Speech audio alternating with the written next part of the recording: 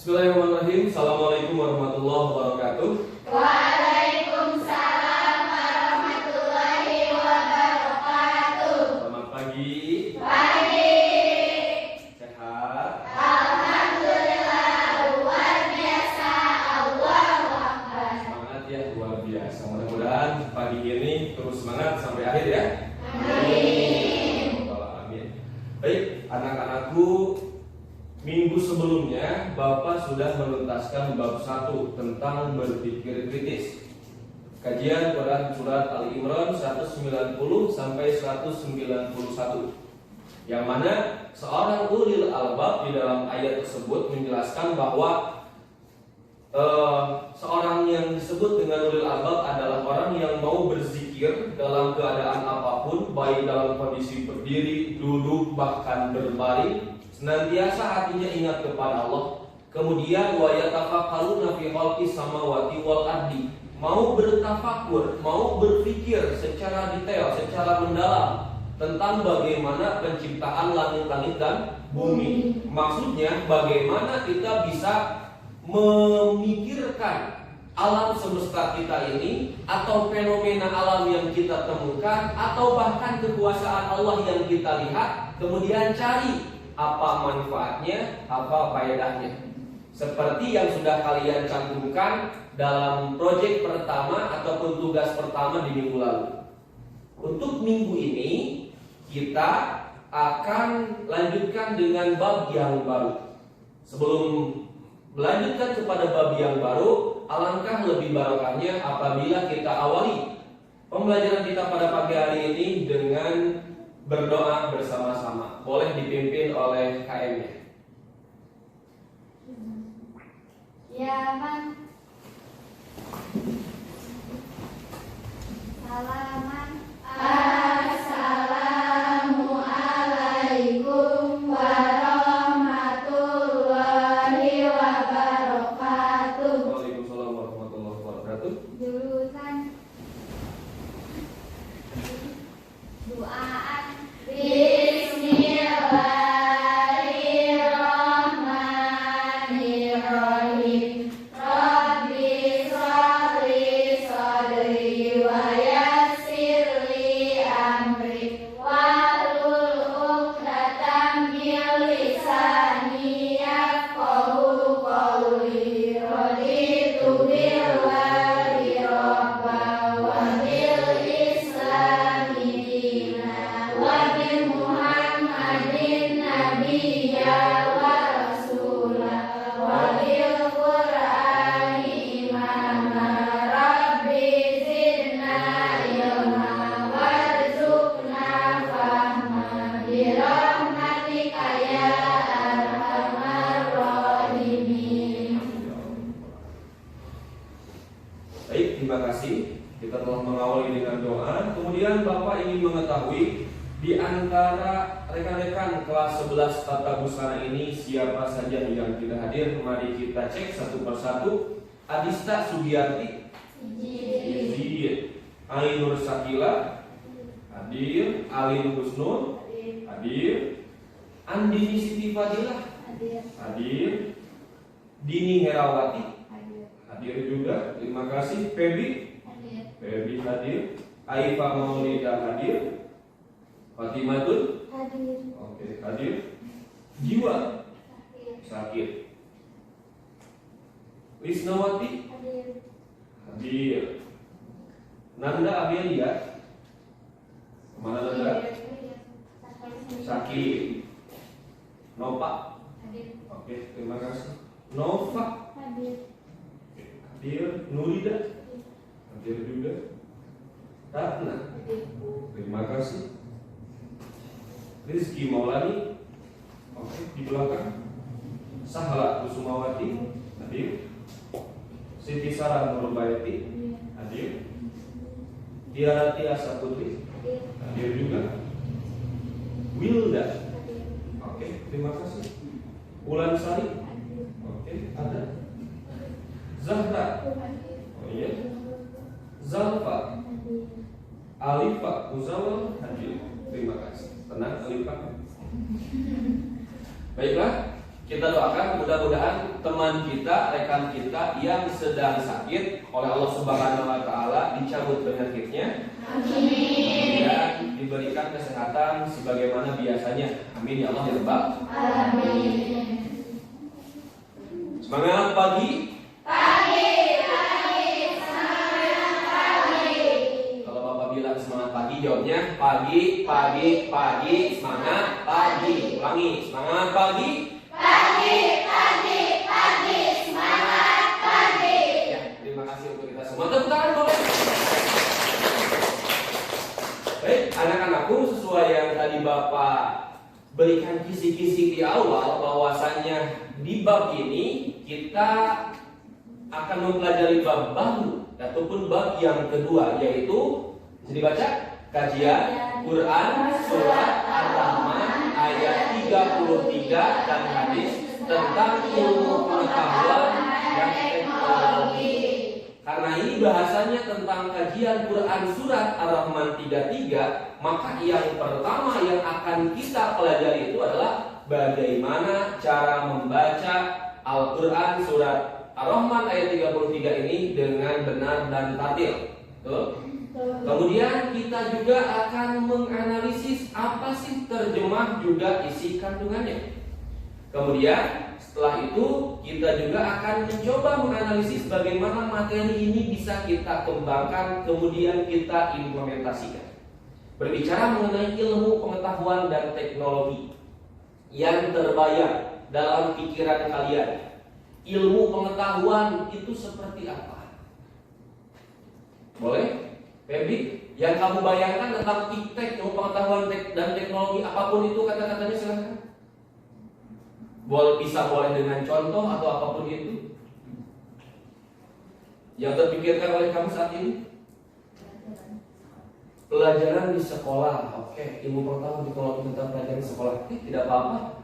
Boleh Ibu Ani Mursakila. Ini bagaimana? Nah, ya kamu bayangkan aja, apakah di kelas ini ataupun di lab ini ada tidak ilmu pengetahuan dan teknologi? Ada banyak kan? Mana saja yang Anda lihat? Ini teknologi bukan? Teknologi bukan? Teknologi, infocus teknologi, proyektor teknologi, kipas angin teknologi, teknologi kan? Berarti kalau misalkan Bapak tanya yang kamu bayangkan tentang ilmu pengetahuan dan teknologi, ya udah yang ada di sekitar saja. Betul? Ya. Coba yang kamu bayangkan tentang ilmu pengetahuan dan teknologi apa? Masih bingung? Yang hari ini lagi viral tentang iptek, tentang ilmu pengetahuan dan teknologi itu apa saat ini? Ada orang bisa buat video hanya berdasarkan instruksi saja. Bisa orang edit foto hanya berdasarkan ketikan saja. Saya pengen fotonya jadi lebar, saya pengen fotonya ditambah dengan nuansa pegunungan. Apa itu? Iya, dalam konten tersebut menggunakan apa? Yang lagi viral AI. Tahu AI? Ya, yang saat ini viral itu merupakan ilmu pengetahuan dan teknologi yang dikembangkan berdasarkan kecerdasan buatan manusia. Yang makhluk ciptaan Tuhan ini makhluk yang cerdas, menciptakan kecerdasan buatan. Untuk apa? Membantu kita. Buktinya membantu Pak. Sekarang edit foto nggak perlu capek-capek, tinggal simpan aja video-videonya, simpan aja fotonya, kemudian kita instruksikan bisa. Kemudian yang video pun sama, simpan aja video-videonya, kemudian kita instruksikan dalam AI. Akhirnya bagaimana? Akhirnya bisa menjadi film dengan editing yang bagus juga. Itu dari teknologi. Ya. Kemudian kalau berbicara seperti ini, memang Al-Quran membolehkan kita untuk belajar tentang ilmu pengetahuan dan teknologi. Jawabannya sangat-sangat boleh. Tahu tidak? Bahwasanya negara India kemarin itu baru saja viral gara-gara apa? Mereka bisa menerbangkan roket milik negaranya sendiri, kemudian sampai ke bulan. Di bulan mereka mengeluarkan pesawat antariksa ataupun mobil penjelajah di bulan tersebut. Negara yang mungkin untuk sebahagian orang Nah, memiliki catatan-catatan khusus. Ada yang mengatakan India begini. India, wah, pandangannya negatif lah gitu. Tapi mereka bisa membuktikan dengan ilmu pengetahuan dan teknologi bisa sampai ke bulan. Kemudian yang harus kita tahu juga, ternyata Al-Quran itu selain mendukung ilmu pengetahuan dan teknologi, banyak membuktikan kebenaran ilmu pengetahuan dan teknologi itu sendiri. Sempat dulu kita dengar ada laut di antara Atlantik dan juga Afrika itu, laut Mediterania. Keduanya itu bercampur bersatu, tapi tidak bercampur airnya, saling berbatasan tapi tidak bercampur. Yang satu warnanya kecoklatan, yang satu warnanya kehijauan. Dua-duanya nyambung tapi tidak bercampur. Ini bagaimana ini? Nah, di sini sudah dijelaskan dalam Al-Qur'an. Di antaranya adalah Quran surat Ar-Rahman. Oke, kemudian banyak lagi, misalkan sungai di bawah air atau apapun itu tugas kalian nanti bagaimana kalian juga bisa menemukan bukti bahwasanya Al-Qur'an membenarkan ilmu pengetahuan hari ini. Lanjut. Karena kita kajiannya adalah kajian Quran surat Ar-Rahman ayat 33, maka mari kita mencoba membaca bersama-sama. Tapi sebelumnya Bapak berikan contoh, kemudian kalian ulangi. Bisa? Bisa. Oke. Siap. A'udzu billahi minasy syaithanir rajim. Silakan. A'udzu billahi minasy syaithanir rajim. Bismillahirrahmanirrahim. Bismillahirrahmanirrahim. Ya ma'syaral jinni wal insi in istata'tum an tanfudhu min aqtaris samawat. Ya ma'syaral jinni wal insi in istata'tum an tanfudhu min aqtaris samawat. In istata'tum an tanfudhu min aqtaris samawati wal ardi fanfudhu. In istata'tum an tanfudhu min aqtaris samawati wal ardi fanfudhu. La tanfuduna illa bisultani. Maaf, kita ulangi saja. Bismillahirrahmanirrahim. Ya ma'syaral jinni wal insi in istata'tum an tanfudhu. Ya ma'syaral jinni wal insi in istata'tum an tanfudhu. In istata'tum an tanfudhu min aqtaris samawati wal ardi fanfudhu. In istata'tum an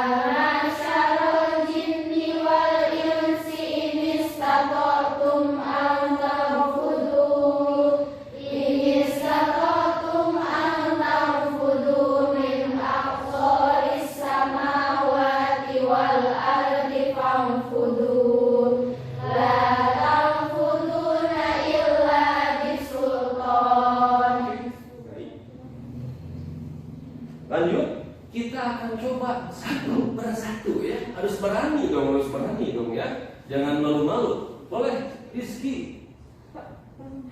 Oh, sedang berhalangan. Baik, tidak apa-apa. Febi, boleh Febi, silahkan. Ya Pak, boleh. A'udzu billahi minasyaitonir rajim. Bismillahirrahmanirrahim. Ya ma'syaral jinni wal insi in istata'tum an tanfudu min aqtaris samawati wal ardi fanfudu la tanfuduna illa bisultan. Oke, siap. Yang berani boleh acungkan tangan. Oke, Ayah sudah mengacungkan tangan. Boleh. Silakan.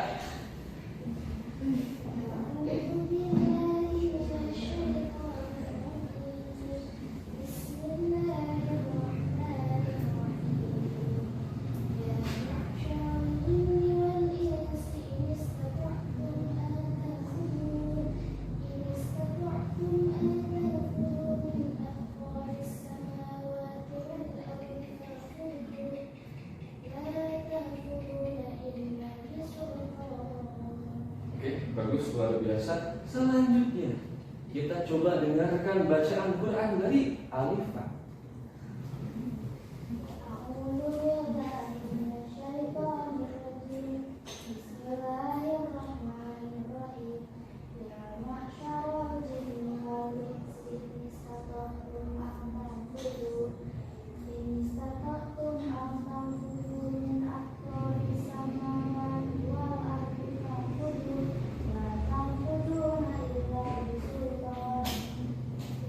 Satu orang lagi saja yang berani. Boleh acungkan tangan? Zalfa boleh, silahkan. Sudah mengacungkan tangan.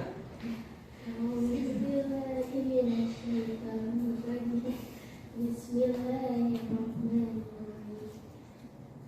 Ya masyarakat jinni wal insi Ini istata'tum. Ini istata'tum.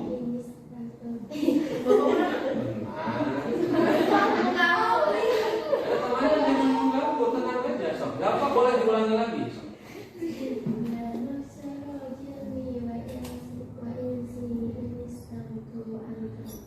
Ini istata'tum.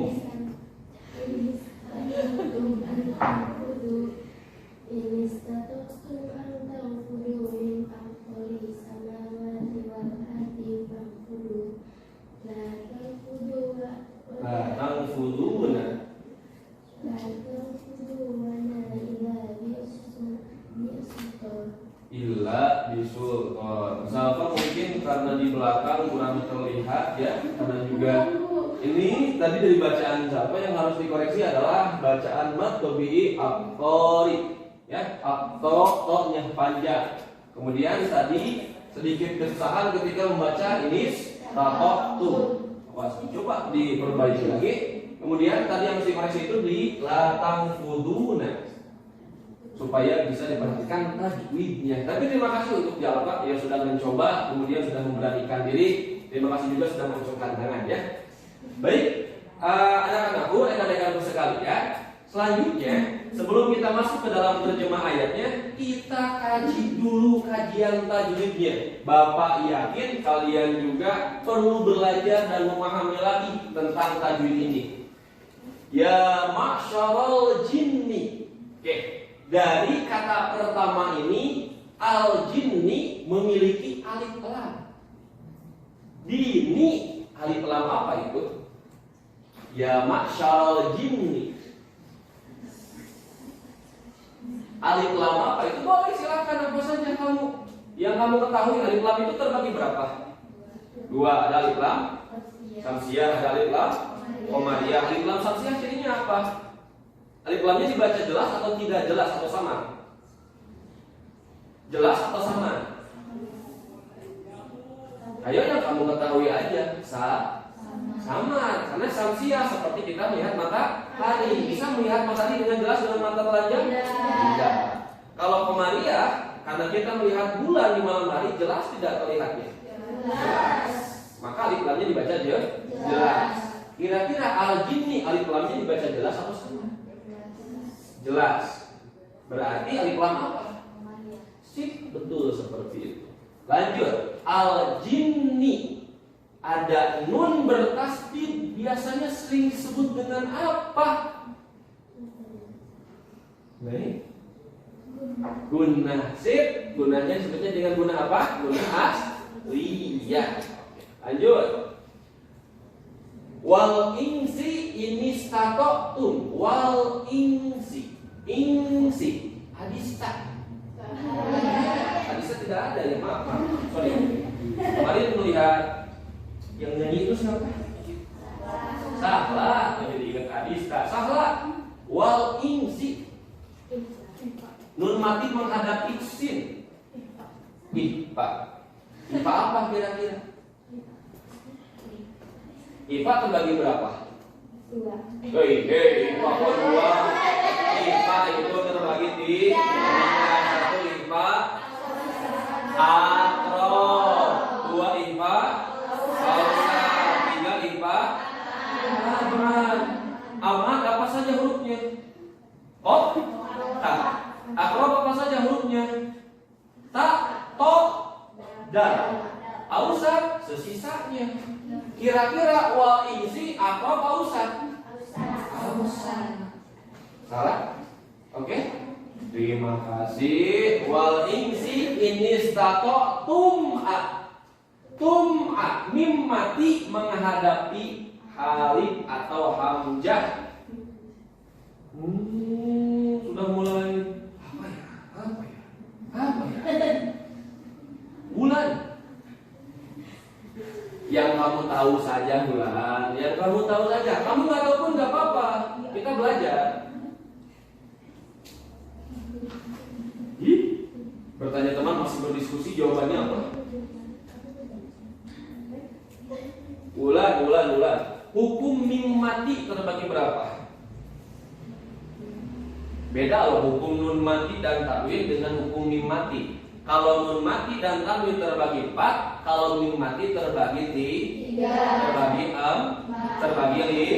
terbagi Yang bener atuh.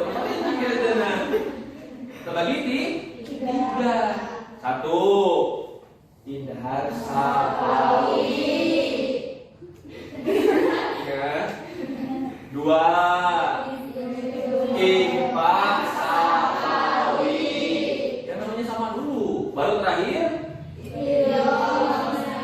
mau menyebutnya idgham mislen silahkan. Mau menyebut idgham mutamasilen silahkan. Mau menyebutkan idgham mimi pun boleh.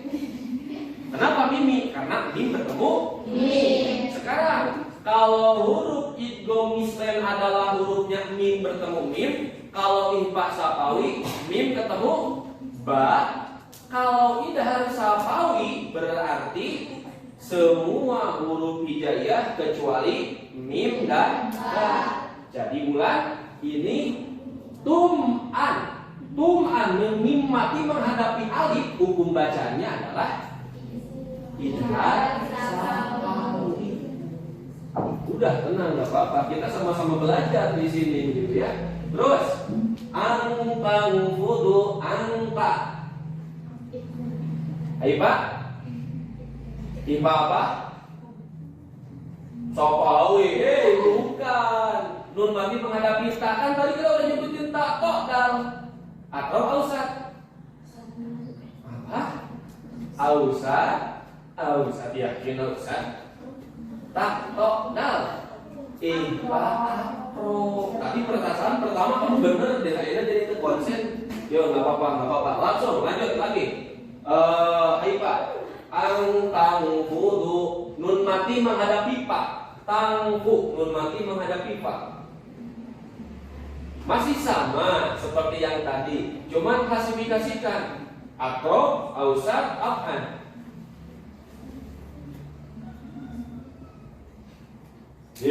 Masih mari. Kalau afan hurufnya kof, kaf.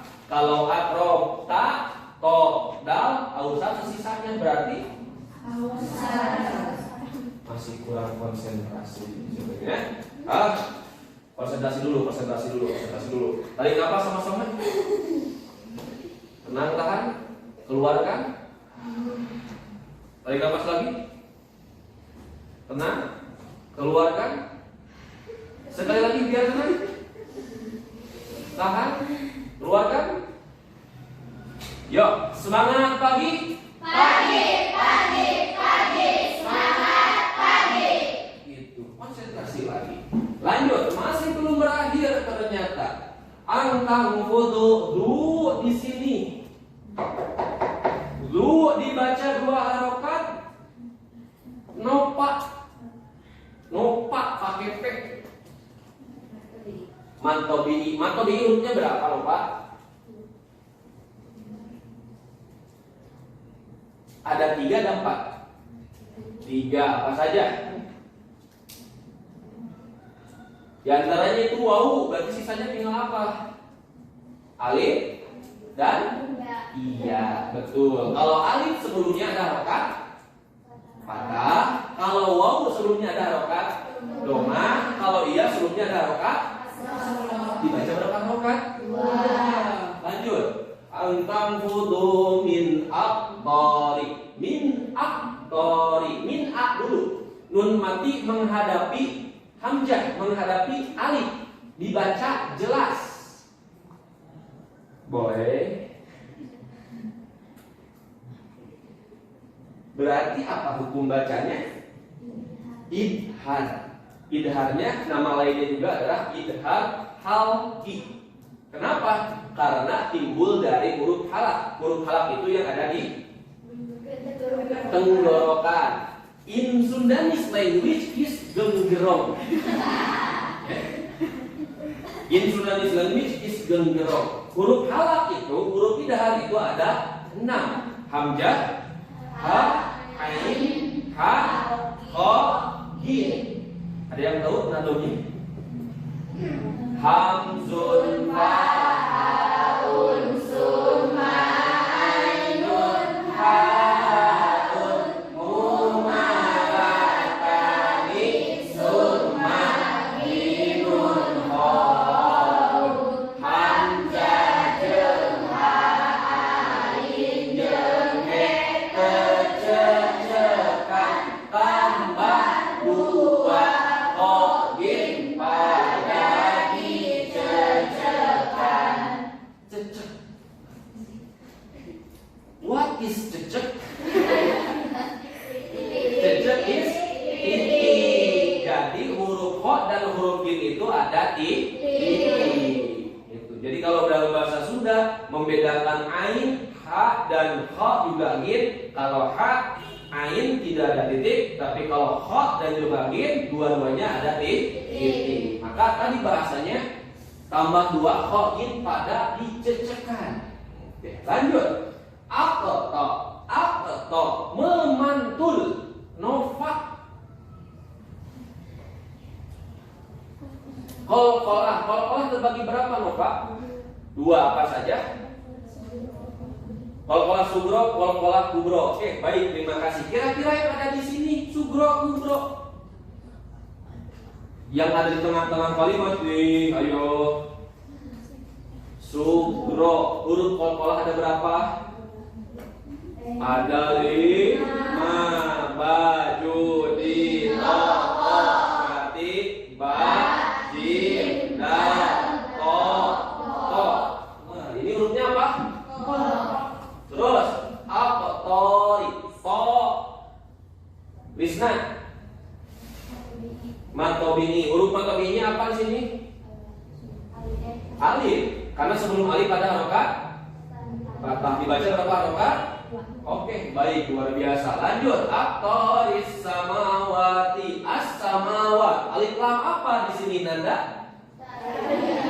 Nanda pun tidak ada. Oh, maaf, maksudnya itu adalah timah. Alif lam samsia. Huruf alif lamnya apa di sini, Fatimah? Sin. Oke, baik, luar biasa. Wal ardi fangfudu, masih tentang IPA. Kemudian la tanfuduna illa bisultan. Bisultan. Semuanya lah, semua hukum bacanya apa?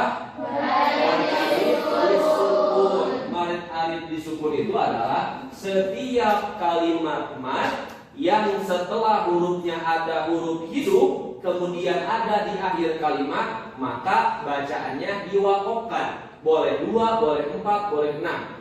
Ya. Utamanya di 4 dan di 6. Itu hukum bacaan mad alif disukun. Ayo menghafal lagi, belajar lagi bagaimana membaca Al-Quran dengan tajwidnya. Kita kembali kepada segmen sebelumnya. Tadi kita sudah membaca, bahkan juga sudah menelaah tentang tajwidnya. Baca bersama-sama sekarang terjemah ayatnya. Oke, bersama-sama lihat. Wahai segenap jin dan manusia, jika kamu sanggup menembus melintasi penjuru langit dan bumi, tembuslah. Kamu tidak akan mampu menembusnya kecuali dengan kekuatan dari Allah. Quran surat Ar-Rahman ayat 33. di sini kitabnya kepada jin dan manusia. Ada jin di sini? Jadi Bapak tidak salah kan? Jadi pada siapa? Jin dan manusia. Bagaimana kata Allah? Kata Allah, jika kamu sanggup menembus, melintasi penjuru langit dan bumi, tembuslah. Jadi kata Allah, kalau misalkan kamu bisa melewati langit, kamu bisa naik ke atas menggunakan alat-alat kamu, silahkan tembus. Tapi ada tapinya.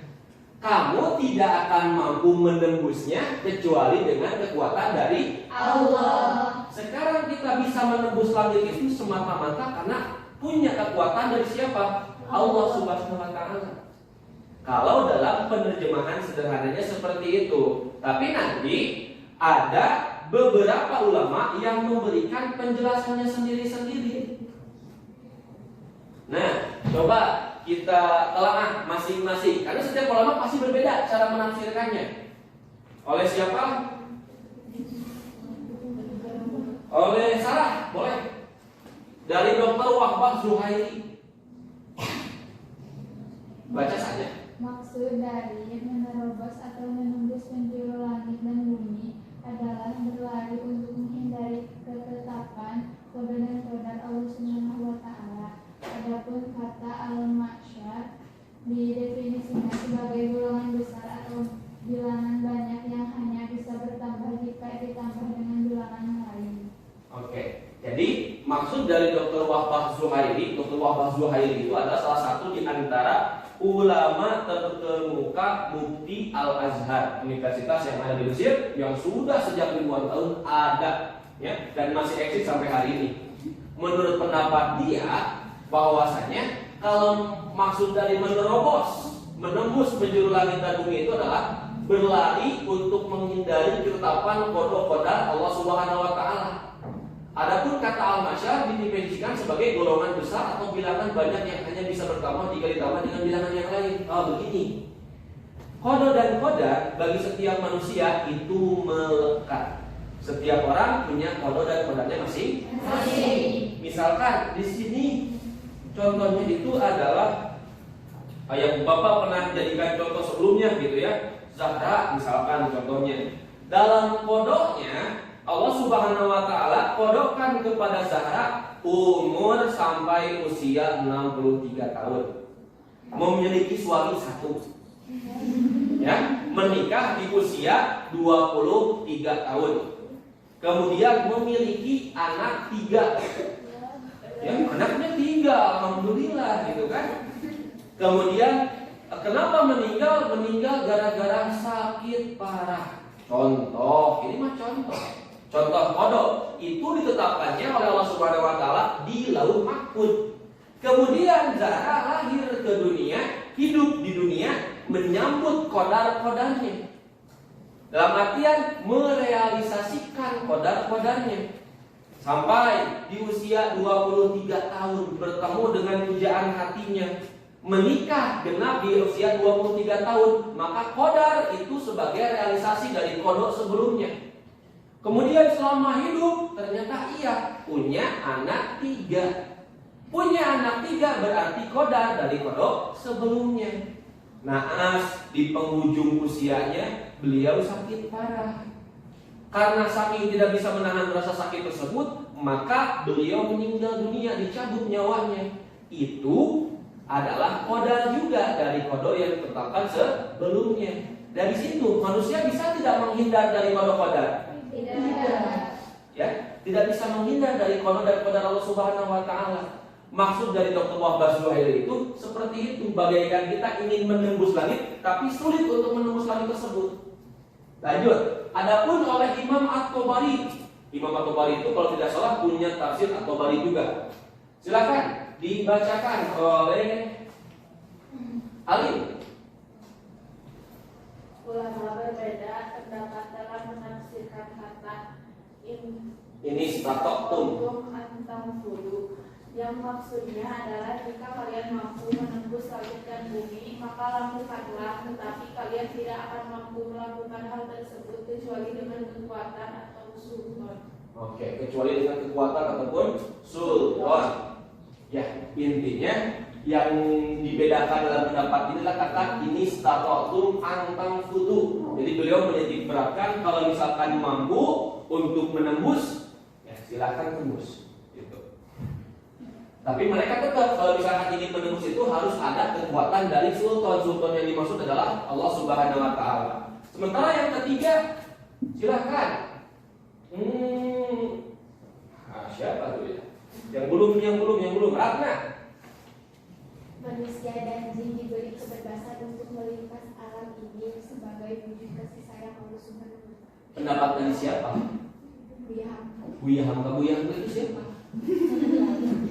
Buya Hamka itu adalah ulama Indonesia zamanan Insinyur Soekarno. Beliau zaman Insinyur Soekarno itu pernah diasingkan ataupun pernah mengalami masa seperti di penjara. Tapi meskipun seperti itu, dia itu produktif. Hebat loh, Masya Allahnya itu dia sekalipun sebagai seorang ulama, dia juga ahli sastra.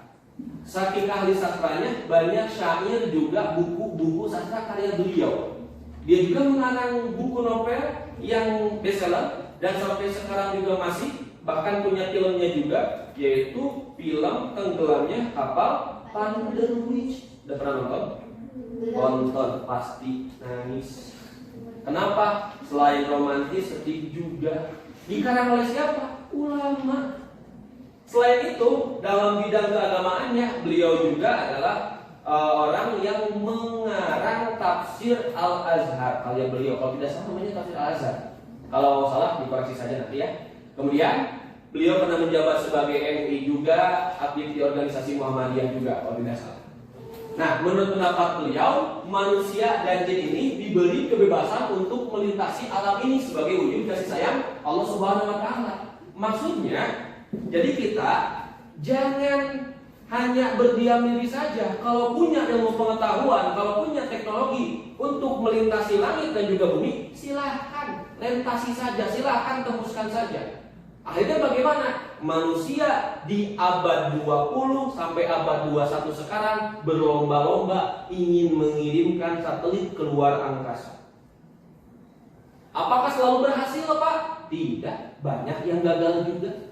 Intinya bagaimana? Intinya kalau menurut Dr. Wahbah Zuhairi dan juga At-Tabari, mereka bisa menembus langit tersebut semata-mata karena ada izin dari siapa? Allah Subhanahu wa taala. Ada kekuatan dari siapa? Allah Subhanahu wa taala. Kenapa geningan, Pak? Karena kalau misalkan sekarang kita pikirkan, meteor aja yang jatuh ke planet kita dari ujung langit pertama sampai ke daratan itu semakin kecil karena terbakar di atmosfer. Berarti atmosfer ini bisa membakar. Tapi roket tersebut bisa sampai keluar angkasa dan bahkan ada yang kembali lagi dengan selamat. Bagaimana dengan hal tersebut? Semata-mata itu karena karunia dari Allah Subhanahu wa taala. Kita lanjutkan. Nah, isi kandungan daripada ayat ini kita bacakan. Yang pertama apa? Seruan kepada jin dan manusia dari Allah Subhanahu wa taala yang membebaskan mereka untuk menembus atau melintasi langit. Kedua, jin maupun manusia tidak dapat menghindar dari Allah dan para Allah Subhanahu wa Ta'ala, juga dari kekuasaannya. Yang ketiga, Jin maupun manusia juga tidak akan dapat menghindar dari tanggung jawab atas segala amal yang dilakukan selama di dunia. keempat, Adanya kemungkinan bagi manusia untuk mengeksplorasi luar angkasa dengan super, tetapi kemampuannya itu terbatas. kelima, Mendorong manusia untuk menuntut ilmu serta menyukai ilmu pengetahuan dan teknologi. dan keenam, Kekuatan yang dimiliki manusia adalah karunia Allah Subhanahu wa Ta'ala. seperti yang dijelaskan oleh Bapak tadi. Kita punya kemampuan tapi kemampuannya terbatas. Kemudian kalaupun kita bisa menembus langit semata-mata karena karunia dari Allah Subhanahu wa Ta'ala. Nah, ayat ini selain tentang hal tadi, ayat ini juga bersifat umum, bersifat global. Intinya ingin membuktikan kepada kita bahwasanya Al-Quran sangat mendukung ilmu pengetahuan dan teknologi. Bahkan banyak pengetahuan-pengetahuan yang hadir saat ini itu berdasarkan kebenaran yang diambil dari Al-Quran. Nah, kalau Al-Quran itu, Al-Quran itu hadir pada abad ke-7, maka ilmu pengetahuan itu menggeliat ataupun mulai semakin ramai. Nah, dari abad berapa? Ya, bisa dikatakan dari abad ke-11 sampai abad ke-21 sekarang, sampai sekarang. Misalkan yang tadi Bapak bilang, kalau misalkan di laut itu ada sungai di bawahnya tetapi tidak saling bercampur. Orang mikir kok bisa? Itu sudah ada dalam Al-Quran.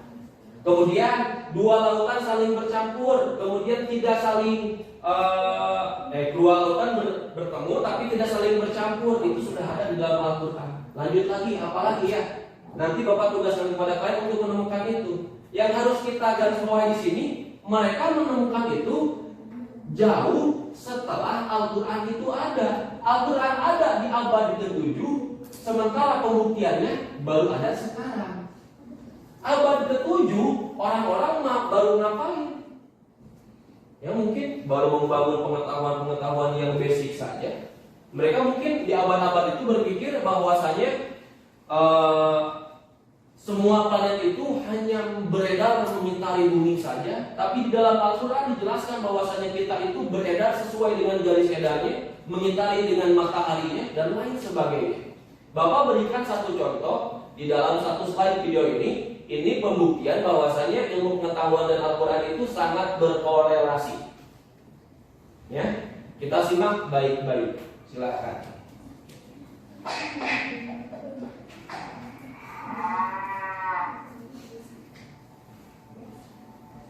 7 bukti nyata tentang kebenaran Al-Quran.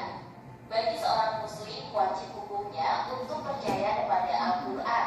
Al-Quran sendiri bukanlah kitab pengetahuan, namun di dalamnya mencakup semua sumber ilmu pengetahuan. Para ilmuwan dari seluruh dunia mulai membaca dan menyelidiki rahasia alam ini melalui Al-Quran.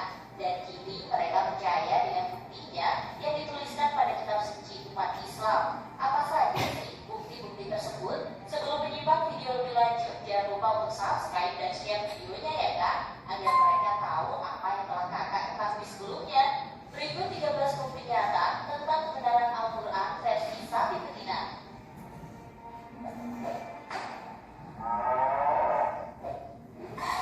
Yang pertama, pilot atau astronot sesat dada. Ketika beberapa pilot ataupun astronot ditanya bagaimana perasaan dia ketika terbang atau menambah ketinggiannya, mereka akan menjawab mengalami sesak di bagian dada. Menurut ilmu pengetahuan, semakin tinggi seseorang terbang, semakin sedikit pula kadar oksigen yang akan didapatnya. Hal tersebut sebenarnya sudah dituliskan di Al-Quran melalui surat Al-An'am. Barang siapa yang Allah menghendaki akan memberikan kepadanya petunjuk, niscaya dia melapangkan dadanya untuk memeluk agama Islam. Dan barang siapa yang dikehendaki Allah kesesatannya, niscaya Allah menjadikan dadanya sesak lagi sempit, seolah-olah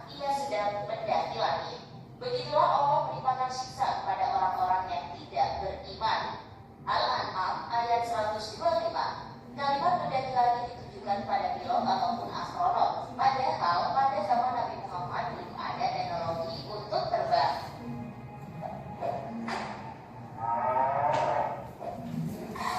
Yang kedua, pusat perasa itu adalah kulit. Ilmu pengetahuan modern mengungkapkan jika pusat kepekaan terhadap rasa sakit dan lainnya terletak pada kulit. Semisal jarum suntik akan terasa menyakitkan ketika menyentuh kulit. Dalam Al-Quran juga membenarkan hal tersebut. Sesungguhnya orang-orang yang kafir kepada ayat-ayat kami kelak akan kami masukkan mereka ke dalam neraka. Setiap kali kulit mereka hangus, kami ganti kulit mereka dengan kulit yang lain supaya mereka merasakan azab. Sesungguhnya Allah Maha Perkasa lagi Maha Bijaksana. Quran Surat An-Nisa ayat 56.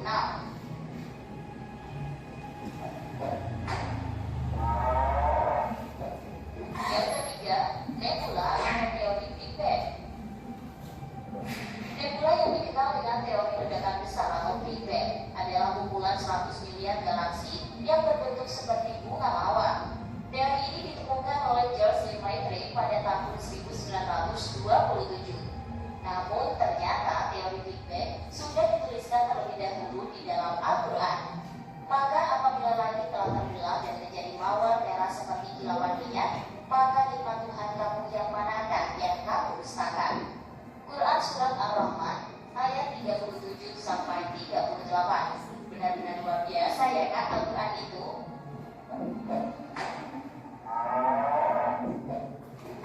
Yang keempat, orbit. Dalam fisika, suatu orbit atau garis edar adalah jalur yang dilalui oleh objek di sekitar objek lainnya di dalam pengaruh dari gaya gravitasi. Seperti bintang, planet, dan bulan berputar pada sukunya dalam sistemnya, dan alam semesta yang lebih besar bekerja secara teratur. Semuanya bergerak pada orbit tertentu. Di Al-Quran sudah tertuliskan sejak lama loh kan? Dan dialah yang telah menciptakan malam dan siang, matahari dan bulan. Masing-masing dari keduanya itu beredar di dalam garis edarnya. Quran Surat Al-Anbiya ayat 33.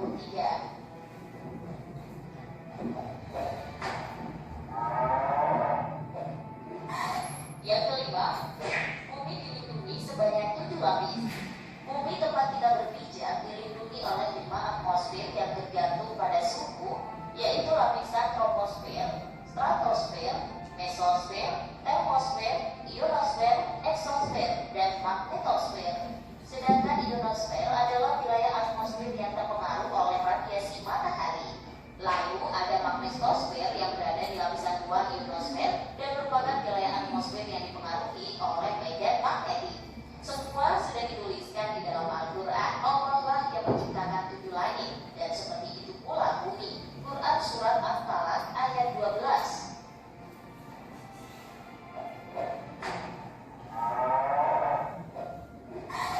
Yang keenam, gunung mencegah gempa bumi. Dalam penelitian geologi disebutkan ternyata gunung dapat mencegah gempa bumi. Salah satu sifat gunung yang paling signifikan adalah kemunculannya pada titik pertemuan lempengan-lempengan bumi yang saling mendekat saat saling mendekat. Dan gunung ini mengikat lempengan-lempengan tersebut.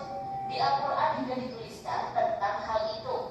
Dia menciptakan langit tanpa tiang yang kamu melihatnya, dan dia meletakkan gunung-gunung di permukaan bumi supaya bumi itu tidak menggoyangkan kamu, dan memperkembangbiakkan padanya segala macam jenis binatang. Quran Surat Luqman ayat 10. Bukankah kami telah menjadikan bumi itu sebagai hamparan dan gunung-gunung sebagai pasar? Quran Surat An-Naba ayat 7.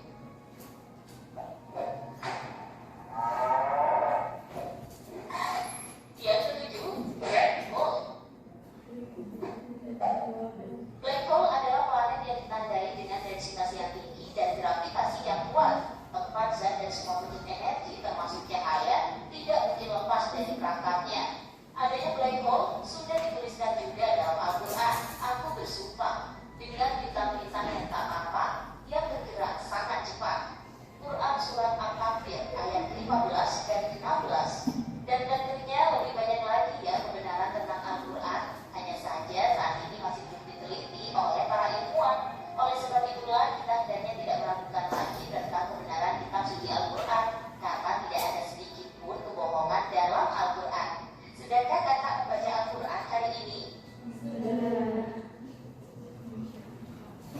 katanya thanks for watching, ya. Terima kasih telah menonton. Tapi dari sana kita jadi belajar kan bahwasanya Al-Quran ini memang benar-benar selain sebagai sumber pedoman agama menjadi sumber ilmu pengetahuan. Yang tadi Bapak sebutkan, bagaimana ilmu pengetahuan itu baru bisa membuktikan yang mereka ciptakan, yang mereka temukan itu sudah ada sebelumnya dalam Al-Quran. Masya Allah bukan? Masya Allah. Nah, untuk pertemuan hari ini kita sudah membahas tentang bagaimana cara membaca Quran Surat Ar-Rahman ayat 33. Kita juga sudah menelaah, menganalisis tentang apanya? Tajwidnya. Kita sudah membaca terjemahnya, kemudian menganalisis penjelasan serta isi kandungannya, serta disertai dengan contohnya juga. Semoga pembelajaran kita hari ini bisa memberikan manfaat untuk kita semua. Amin ya Allah ya Rabbal alamin. Dalam pertemuan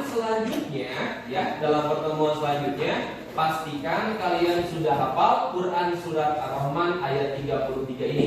Kemudian kita juga akan membuat proyek bagaimana kita bisa menemukan pengetahuan-pengetahuan lain yang bersumber dari Al-Quran. Itu. Terima kasih atas segala waktunya. Mohon maaf atas segala kekurangannya. Semoga kita bisa bertemu lagi di minggu depan. Assalamualaikum warahmatullahi wabarakatuh. Waalaikumsalam warahmatullahi wabarakatuh. Ya, waktunya juga pas habis.